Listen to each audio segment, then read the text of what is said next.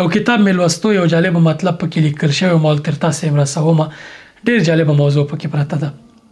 دغه لیکوال وایي چې ما یو چیرته یو مطلب په فیسبوک کې یو چیرته ولوسته، یو چا لیکلی و چې زه روزانه 1000 دفعې درود وایم په رسول الله صلی الله علیه وسلم باندې، او د زما په ژوند کې ډېر مثبت تغییر راوستی دی. ژوند کې مې برکت زیات شوی دی او ژوند کې مې چارې ډېرې اسانه شوي دي.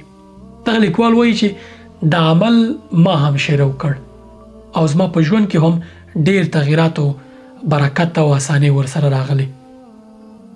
دی وایي چې هغه کس یوازې یو پوسټ کړی په فیسبوک کې هر چیرته چې و، او ما عملی کو او له څو کلونو راهیسې زه دوامداره همدغه عمل ترسره کوم. هغه کس خبر هم لا نه دی، اما په اجر او ثواب کې ما سره شریک دی.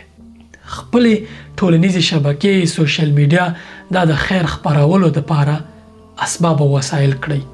ته به یوه خبره داسې وکړې او څوک به پرې عمل وکړي، هلته ته به یې پیژنې هم نه، خبر به هم ترې نه یې، اما په هغه عمل کې به ته شریک یې. عمل به هغه ترسره کوي، ثواب کې به ورسره ته داخلي او شریک یې. ځکه چې رسول الله صلی الله علیه وسلم فرمایلی یو څوک چې د یو خیر کار باعث لامل یا دلیل شو، همدومره ثواب ګټي چې څومره فاعل ګټي، څومره ترسره کوونکی ګټي.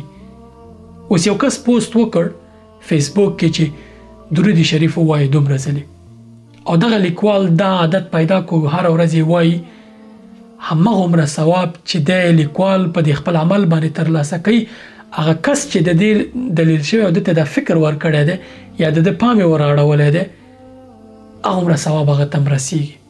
د دواړو له ثوابه څه نه کمیږي. سبحان الله.